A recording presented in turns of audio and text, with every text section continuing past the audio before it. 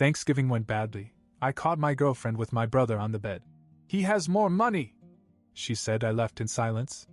Week later, when she found out he was working for me, I came back a day early. Thanksgiving was tomorrow, and I wanted to surprise Olivia. I'd been gone a month, longer than I'd planned, and I figured she'd be happy to see me. I even picked up a bottle of her favorite wine on the way home.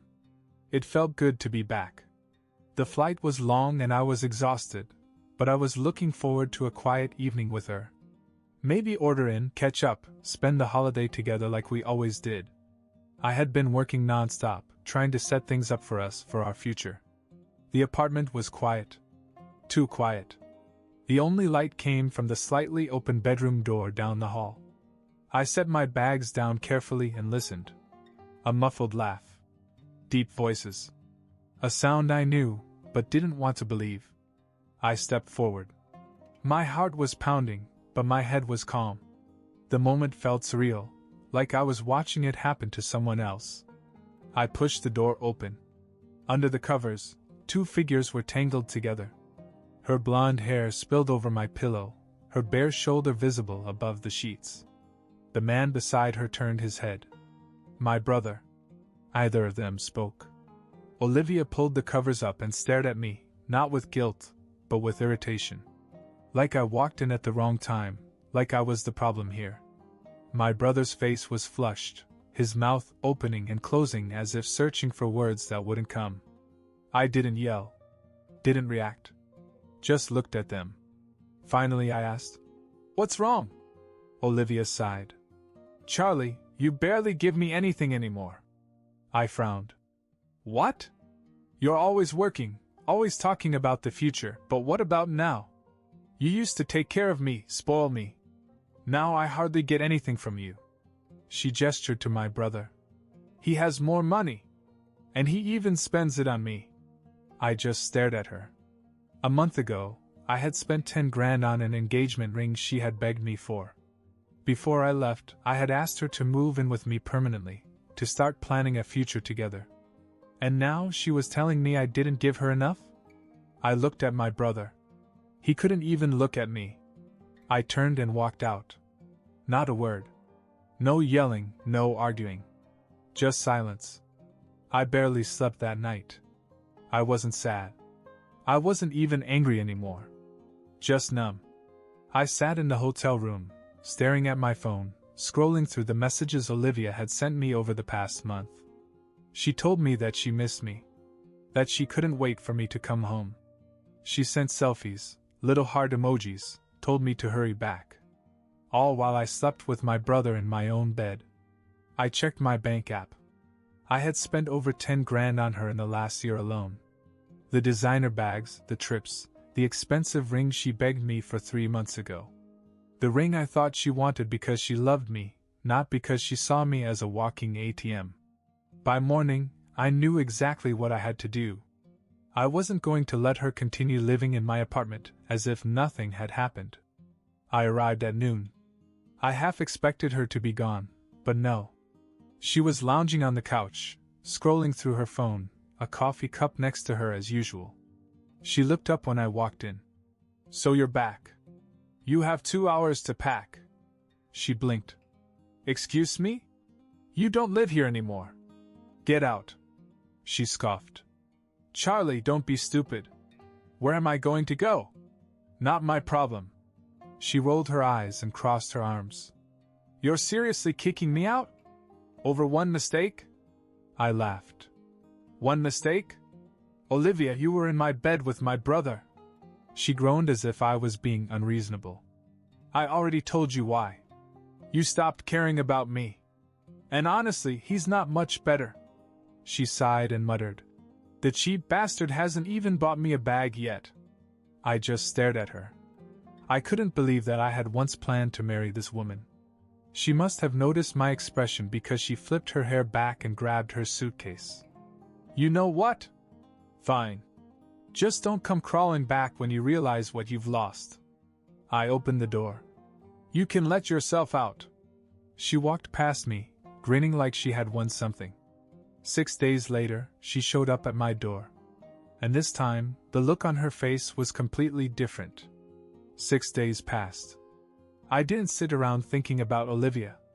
I had too much going on. The business I had been building for the past year was finally making some serious money, and orders were rolling in. For the first time in a long time, I wasn't stressing about my finances or spending them on someone ungrateful. Then, on the 6th night, there was a knock at my door. I wasn't expecting anyone. When I opened it, there was Olivia. But she didn't look like the woman I'd thrown out. Her makeup was smudged, her hair was messy, and instead of one of her designer bags, she was holding nothing but her cell phone. She gave me a faint smile. "Hey, Charlie." I didn't move. "What do you want?" She let out a breath. "Can we talk? Please?" I raised an eyebrow. "About what?" She hesitated. "I made a mistake." I actually laughed at that. "No kidding." She shifted on her feet, glancing past me as if hoping I'd invite her in. "Look, I thought your brother had money. He made it sound like he did. But he's broke, Charlie. He has nothing." I should have known that Olivia wouldn't go down quietly. She had too much pride, too much entitlement. Kicking her out and firing my brother wasn't enough. She had to make it messy. A few days later, I was in my office when my phone buzzed with an unfamiliar number. "You're going to regret this." I ignored it. 5 minutes later, another message appeared. "Hope you enjoy the bad press." I frowned at that one. A few hours later, I got a call from a business associate. "Charlie, are you seeing this?" "Seeing what?" "Your brother's running his mouth online. Saying you stole his ideas, fired him out of jealousy, even saying you tried to ruin his life out of spite. Some people are even buying it." I pulled up my laptop. Sure enough, business forums and social media were full of posts about me. Claims that I built my company on stolen ideas, that I was a selfish, backstabbing fraud. All complete nonsense, but the internet loves drama. I called Ryan. He picked up after a couple of rings. "You've got a lot of nerve," I said. He chuckled. "What, are you upset about a little bad publicity? You think this is going to hurt me? My business is fine. But you? You're broke, unemployed, and dating someone who only wanted you for money you don't have." There was silence. I grinned. "She's still living with you, isn't she?" More silence. "Let me guess," I continued. "She complained about how you don't spoil her, about how she thought her life would be better with you. Maybe she's even started picking fights. Am I close?" He let out a sharp breath. I was right. "Ryan, let me give you some free advice.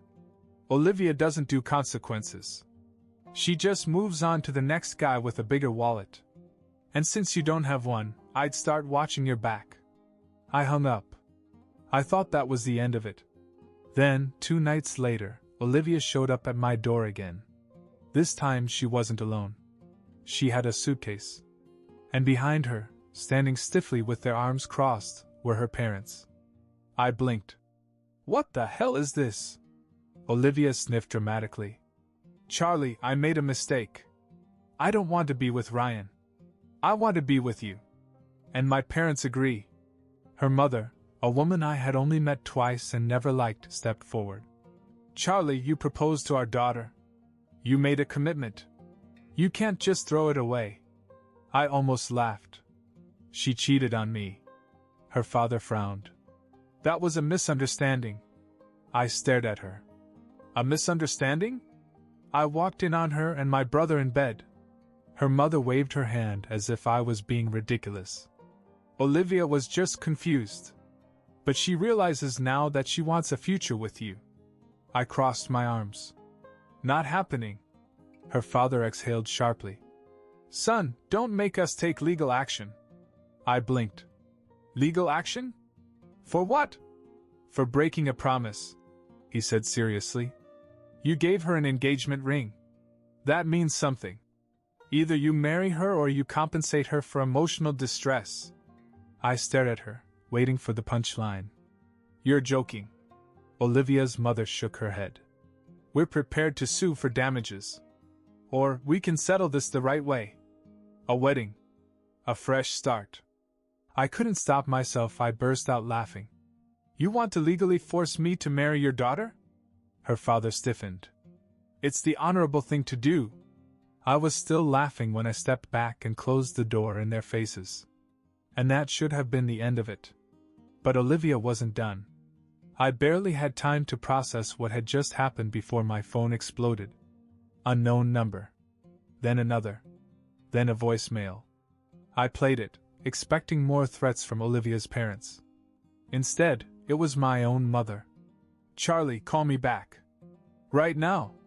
I just got a very interesting call from Olivia's parents, and I need to hear from you before I lose my mind. I sighed and called her back. She picked up immediately. Charlie, what the hell is going on? Olivia's parents just called me and your dad, saying you're refusing to take responsibility for your fiancée dash. I could practically hear the air quotes dash. And they're talking about suing you for emotional damages? Are they crazy? Yes, I said. And they're saying you wrongfully terminated Ryan because of relationship issues? I groaned. I fired Ryan because he's a backstabbing jerk. The relationship part was just a bonus. She huffed. Well, your father is currently on the phone with her father, who is demanding that we, and I quote, talk some sense into you before they escalate this to the courts. I rubbed my temples. Mom, do they really think they can force me to marry them? She sighed. Charlie, these people are crazy. They're old money, but the kind that went broke trying to keep up appearances. Olivia probably saw you as her best chance to stay comfortable. And now that she's blown it, they're desperate. I leaned back in my chair. So what's Dad saying?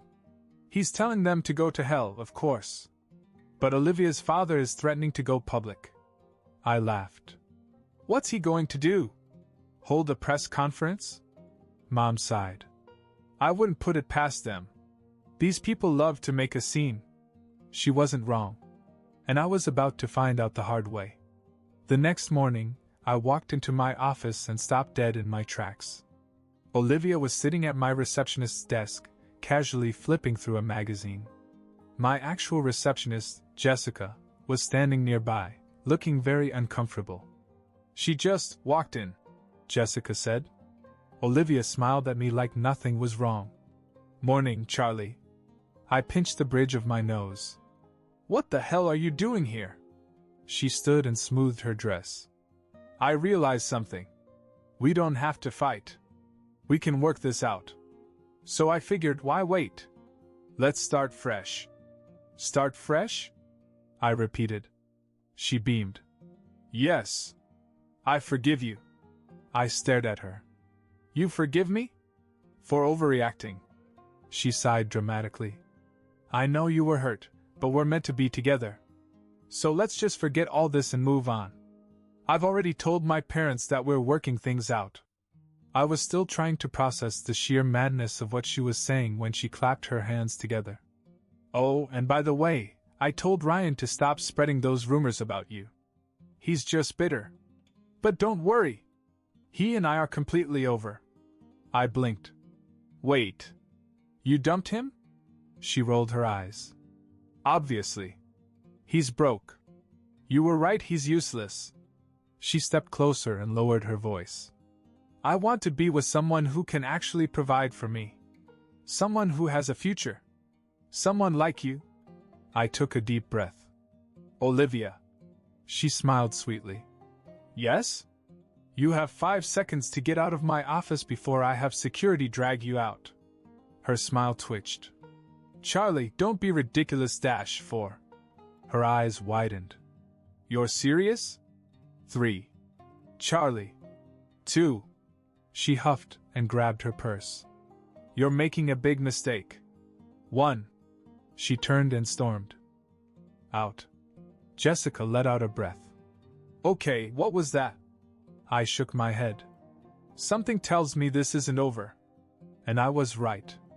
Because that night, Olivia and her parents pulled off their craziest stunt yet. I should have known that Olivia and her crazy parents weren't done yet. I got home late that night, looking forward to finally relaxing, when I saw something that almost made me drop my keys. A huge white banner hung from the balcony of my apartment building. In big, bold letters it said, "Charlie, marry Olivia. Be a man." I stared at it. For about 10 seconds, I really thought I was hallucinating. Then I looked down. Standing on the sidewalk, right in front of my building, were Olivia, her parents, and a damn priest. A few people had stopped to watch. Some were taking pictures. I ran my hand down my face. They hadn't just brought a priest. Olivia spotted me and gasped like we were in a rom-com. "Charlie! You're home!"